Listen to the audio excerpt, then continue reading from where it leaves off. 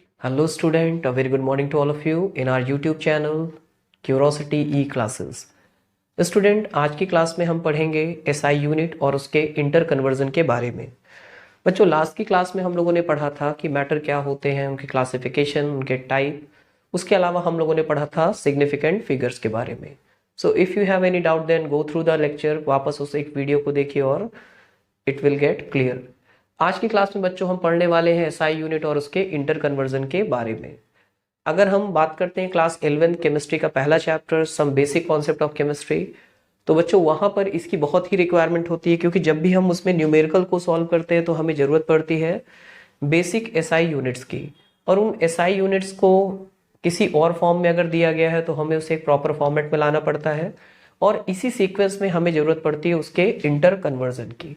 तो आइए बच्चों एक एक करके जानते हैं क्या होती हैं एसआई यूनिट्स, क्या होते हैं उनके फंडामेंटल क्वांटिटीज और फिर उनका इंटर कन्वर्जन। ठीक है, आइए समझते हैं बच्चों। तो आप सभी जानते हैं, स्टार्ट किया जाए। ठीक है, तो यहां पर हम देख सकते हैं कि हमारे पास कुछ फिजिकल क्वांटिटीज होती है जिन्हें हम बेसिक फिजिकल क्वांटिटीज कहते हैं। क्लियर है? और हर एक बेसिक फिजिकल क्वांटिटी की क्या होती है, एक पर्टिकुलर यूनिट होती है जिसे हम उसकी एसआई यूनिट कहते हैं, जिससे कि एक system of international D unit ने डिसाइड किया है, जिसे हम बोलते हैं bureau of international system of unit. उसने मिलकर इसको डिसाइड किया है और आज हम इसको फॉलो करते हैं। एसआई यूनिट के जो सेट होते हैं बच्चों, ये एक स्टैंडर्ड सेट होते हैं। जैसे कि अगर हम बात करें यहाँ पर, तो फंडामेंटल जो क्वांटिटीज हैं, ठीक है, सबसे पहली वो है लेंथ। ठीक है बच्चों, लेंथ जिससे लंबाई नापी जाती है। ठीक है, तो अगर हम लेंथ की बात कर रहे हैं तो लेंथ की जो बेसिक यूनिट मानी गई है, जो एसआई यूनिट मानी गई, वो है मीटर, जिसे एम से डिनोट किया जाता है। क्लियर है बच्चों? देन दूसरी जो फंडामेंटल क्वांटिटी है वो है मास। ठीक है, मास की जो फंडामेंटल यूनिट है, जो एसआई यूनिट है, वो मानी गई है किलोग्राम, और इसको केजी से रिप्रेजेंट किया जाता है। तीसरी हमारी फंडामेंटल क्वांटिटी है टाइम। ठीक है, टाइम की जो एसआई यूनिट डिक्लेयर की गई है वो है सेकेंड, और इसको स्मॉल एस सिंबल से रिप्रेजेंट किया जाता है। चौथी हमारी जो फंडामेंटल क्वांटिटी है वो है टेम्परेचर, जिसकी एसआई यूनिट जो है वो केल्विन मानी गई है। ध्यान दीजिएगा, बहुत सारे बच्चे इसमें मिस्टेक करते हैं। ठीक है, टेम्परेचर की जो एसआई यूनिट है वो केल्विन मानी गई है, ना कि डिग्री सेल्सियस या डिग्री फ़ारेनहाइट। ठीक है, क्योंकि टेम्परेचर की कई सारी स्केल्स होती हैं, आप सभी जानते हैं, लोअर क्लासेस से पढ़ते आ रहे हैं, और मिस्टेकिंगली मोस्ट ऑफ द स्टूडेंट टिक की वो डिग्री सेल्सियस होता है। तो ध्यान देना है आप लोगों को कि ये क्या है, डिग्री केल्विन होती है, जिसे केल्विन लिखा जाता है बट पढ़ा डिग्री केल्विन जाता है। इसे कैपिटल के से रिप्रेजेंट किया जाता है बच्चों, और इसे एक नाम भी दिया गया, that is called absolute temperature. Absolute temperature. ठीक है, तो इस स्केल को एक नाम दिया गया है, क्या है ये, एब्सोल्यूट टेम्परेचर। क्लियर हो रही बात? तो जितने भी केमिस्ट्री में कैलकुलेशंस होते हैं, फिजिक्स में कैलकुलेशंस होते हैं, 90% से ज्यादा में केल्विन का ही इस्तेमाल किया जाता है, और डिग्री सेल्सियस को केल्विन में कन्वर्ट करना आसान है। अगर हमें केल्विन टेम्परेचर चाहिए तो हमें डिग्री सेल्सियस में लिखे हुए टेम्परेचर में 273 को ऐड कर देना है, and here you will get the temperature in kelvin. Even ये भी कहा जाता है कि 0 kelvin is the lowest possible temperature present on earth. ठीक है, उससे नीचे कोई टेम्परेचर नहीं होता। And one more important thing is that कि केल्विन हमेशा पॉजिटिव टेम्परेचर शो करेगा। केल्विन स्केल में कोई भी टेम्परेचर निगेटिव नहीं हो सकता। क्लियर है? ध्यान रखिएगा इस बात का। इसीलिए इसे एब्सोल्यूट स्केल कहा जाता है, क्योंकि इसमें नेगेटिव टेम्परेचर लाई नहीं करता, केवल पॉजिटिव टेम्परेचर ही होते हैं। सो इसका एक बहुत बड़ा एडवांटेज है न्यूमेरिकल कैलकुलेशन करते समय, कि वहां नेगेटिव और पॉजिटिव वैल्यूज नहीं आती। क्लियर है? Next, electric current. जब हम बात करते हैं इलेक्ट्रिक करंट की, तो उसकी एसआई यूनिट क्या है, एम्पियर। क्लियर है? हेनरी बैरी एम्पियर ने इसको डिस्कवर किया था। Next, luminous intensity. ल्यूमिनस मतलब लाइट की इंटेंसिटी। जब आप कोई रॉड या बल्ब खरीदने जाते हैं तो आप ध्यान देते हैं कि वो कितना ज्यादा चमकता है, आप इस बात पर ध्यान देते हैं। ठीक है, अगर आप एक 10 वॉट का बल्ब ला रहे हैं या फिर एक 15 वॉट का बल्ब ला रहे हैं, तो नॉर्मली आप कहते हैं जो 15 वॉट वाला है वो बेहतर है। लेकिन आपको इस बात का ध्यान देना होगा कि what is a measurement of power, not the brightness.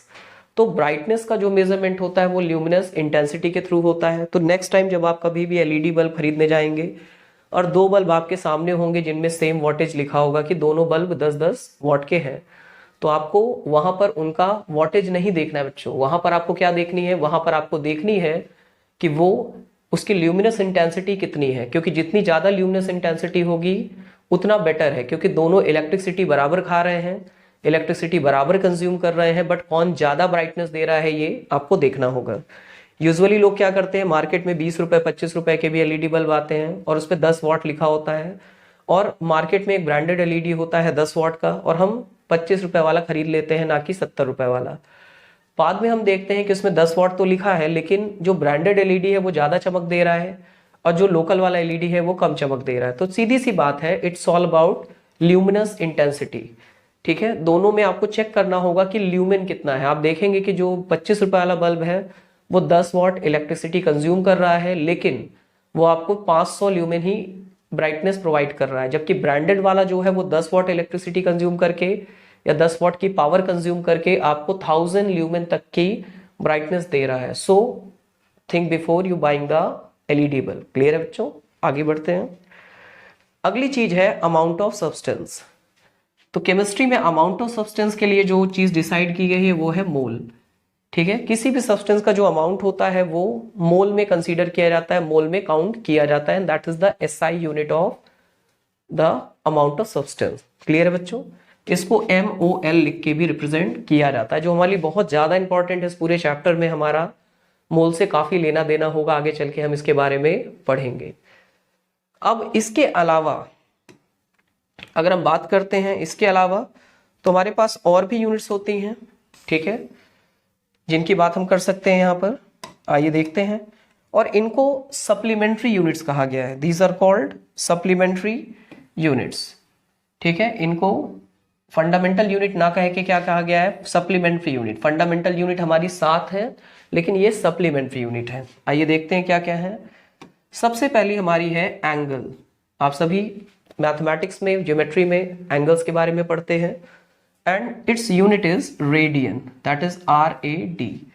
Next is solid angle. जब आप 3D फिगर की बात करते हैं, ना कि 2D फिगर की, तो वहां पर सॉलिड एंगल इन्वॉल्व होते हैं, और उसकी यूनिट होती है स्टेरेडियन, एंड इसको SR से डिनोट किया जाता है। ठीक है, इसके अलावा आप देखते हैं रेडियो एक्टिविटी।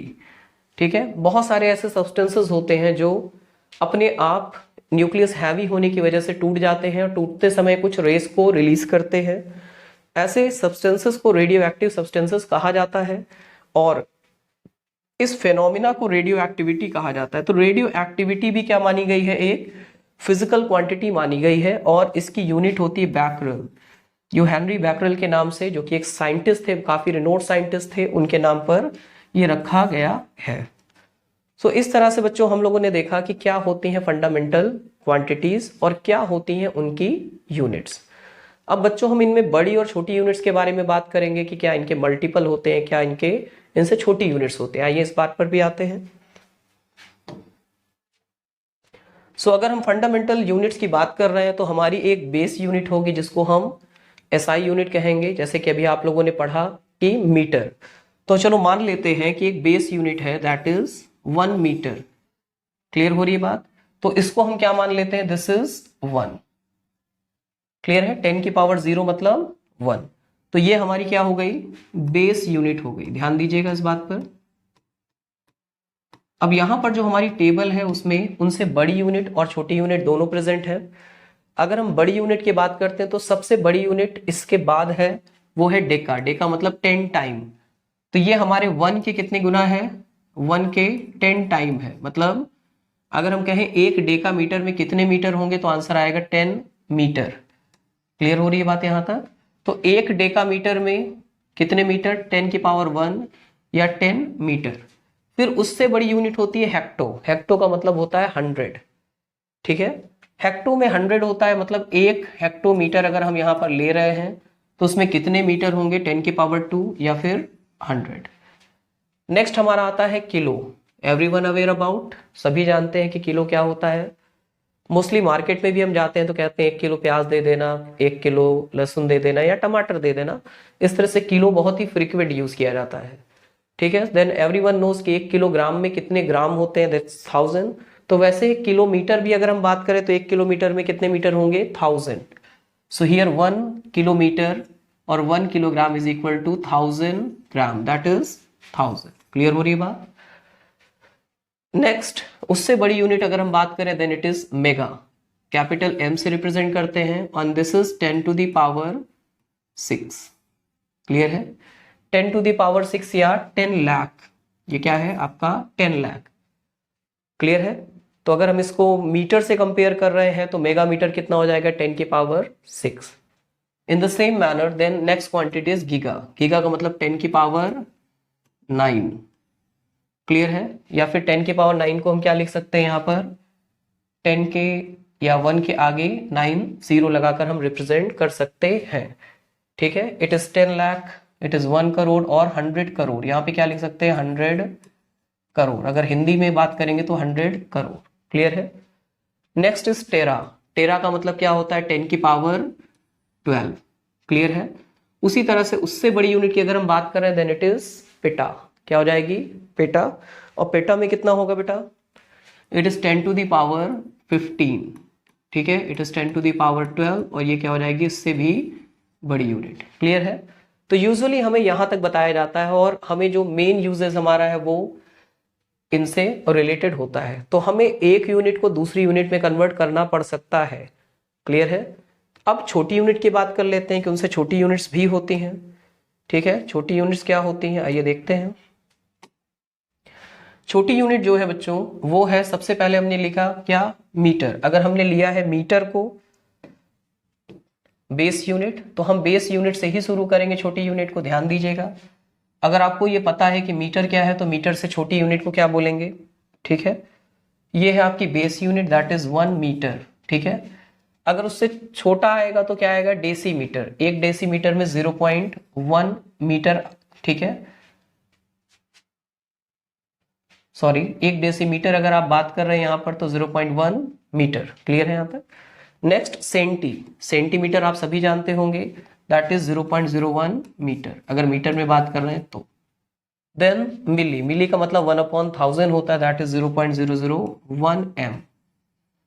ठीक है? Then micro. माइक्रो का मतलब 10 की पावर -6 होता है. बहुत अलर्ट रहिएगा, बहुत इंपॉर्टेंट है माइक्रो. ठीक है? काफी यूज होता है माइक्रो का. और माइक्रो का मतलब होता है 0.000001 मतलब 10 की पावर -6. क्लियर है?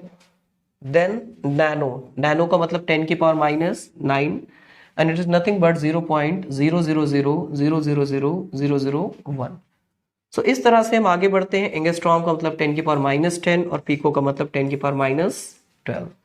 सो दिस इज हाउ हम छोटी और बड़ी यूनिट में डिफरेंस को समझ सकते हैं कि कौन सी यूनिट छोटी है और कौन सी यूनिट बड़ी है. क्लियर है? तो आप यहां पर देख सकते हैं कि जो भी छोटी यूनिट्स हैं, ठीक है, अगर उनको बड़ी यूनिट में कन्वर्ट करना है तो हमें डिवाइड करना पड़ेगा और बड़ी यूनिट को छोटी यूनिट में करना है तो मल्टीप्लाई करना पड़ेगा. जैसे इसी टेबल को अगर हम ध्यान से देखें और इसमें कुछ कन्वर्ट करना चाहें तो हम कर सकते हैं. मान लीजिए यहां पर लिखा हुआ है 1 किलोमीटर. ठीक है? और किलोमीटर क्या है आप ध्यान से देखें, बेस यूनिट से बड़ा है या छोटा है तो आप देखेंगे it is a bigger unit. और फैक्टर क्या है? 10 की पावर 3. तो हमेशा जब भी बड़ी यूनिट को छोटी यूनिट में कन्वर्ट करना होता है हम उसका मल्टीप्लाई कर देंगे. जो भी फैक्टर है बस हम उसका मल्टीप्लाई करेंगे और हमें कुछ भी नहीं करना है. These are the factor which we have to multiply. अगर हमसे कहा जाता है कि 1 मिलीमीटर तो हम पहले 1 लिखते और mm की टेबल को देखते. यहां पर मिलीमीटर कहाँ लिखा है ये और फैक्टर क्या है? 10 की पावर -3. तो ये हो जाता है 10 की पावर -3. तो ये सॉल्व हो क्या आता? 1000 और ये सॉल्व हो क्या आता? 0.001. क्लियर है? तो इस तरह से एक यूनिट को दूसरी यूनिट में हम कन्वर्ट कर सकते हैं. मान लीजिए कोई आपसे कहता है कि 1 नैनोमीटर. अब आप चेक करिए, पहले आप 1 लिखेंगे फिर आप नैनोमीटर की टेबल में चेक करेंगे फैक्टर क्या है. ये रहा आपका नैनोमीटर 10 की पावर -9. ठीक है? तो इस तरह से आपने इसको कन्वर्ट कर लिया मीटर में और बन गया ये 0.1 2 3 4 5 6 7 8 और 1 9. This is 1 nanometre. क्लियर है? कभी कभी कन्वर्जन डायरेक्ट होते हैं, जंप करना पड़ता है। मान लो आपसे कोई पूछ ले कि 1 mm में कितने किलोमीटर होंगे, ठीक है, 1 मिलीमीटर को किलोमीटर में कन्वर्ट करना है। देन यहां पर आप देख रहे हैं कि पहले mm को हम मीटर में कन्वर्ट करेंगे और देन उसको हम किलोमीटर में कन्वर्ट करेंगे। क्लियर हो रही है बात? तो आइए देखते हैं कैसे किया जाएगा। तो ये जो 1 मिलीमीटर है, इसको अगर किलोमीटर मीटर में कन्वर्ट करना है तो हम 10 की पावर -3 से मल्टीप्लाई करेंगे, जो कि mm का फैक्टर है। दिख रहा है आप सभी को? और देन अब ये मीटर बन चुका है, ठीक है। अब जब ये मीटर बन चुका है और मीटर को अगर किलोमीटर में कन्वर्ट करना है तो क्या करेंगे आप? फिर उसको 10 की पावर -3 से मल्टीप्लाई करेंगे। क्लियर है यहां तक? तो ये कितना बन गया आपका? ये बन गया आपका 1 × 10 की पावर -6 किलोमीटर। क्लियर है यहां तक? तो इस तरह से आप एक यूनिट को दूसरी यूनिट में कन्वर्ट कर सकते हैं। आपने देखना होगा कि ये बड़ी यूनिट है या छोटी। ध्यान दीजिए, मीटर क्या है, मिलीमीटर से बड़ी, तो फैक्टर कितना था? 10 की पावर -3। और मीटर को किलोमीटर में कन्वर्ट करने का फैक्टर कितना था? 10 की power -3। So this is how you can easily convert them. तो हमने 2 बार उसको मल्टीप्लाई किया और डिजायर्ड रिजल्ट हमें मिल गया। आइए और प्रैक्टिस करते हैं इस चीज पर।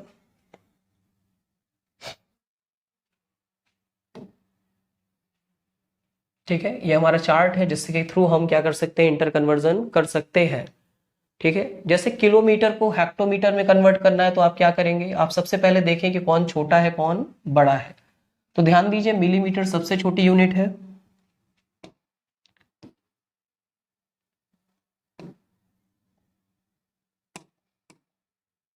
ठीक। मिलीमीटर सबसे छोटी है, then centimetre, then decametre, then hectometre, then kilometre. तो जब आप बड़ी यूनिट को छोटी यूनिट में कन्वर्ट करते हैं तो 10 से मल्टीप्लाई करते हैं, और जब छोटी को बड़ी यूनिट में कन्वर्ट करते हैं तो 10 से डिवाइड करते हैं, डिपेंडिंग अपॉन कि गैप कितना है। किसी ने आपसे कहा कि आप 1 किलोमीटर को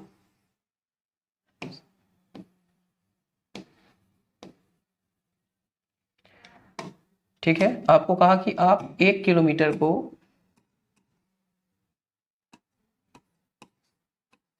कन्वर्ट कर दीजिए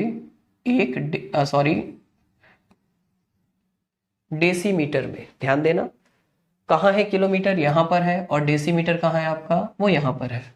अब आप फैक्टर चेक करते चलिए, ठीक है। कितनी बार मल्टीप्लाई करना है? 10 10 10 और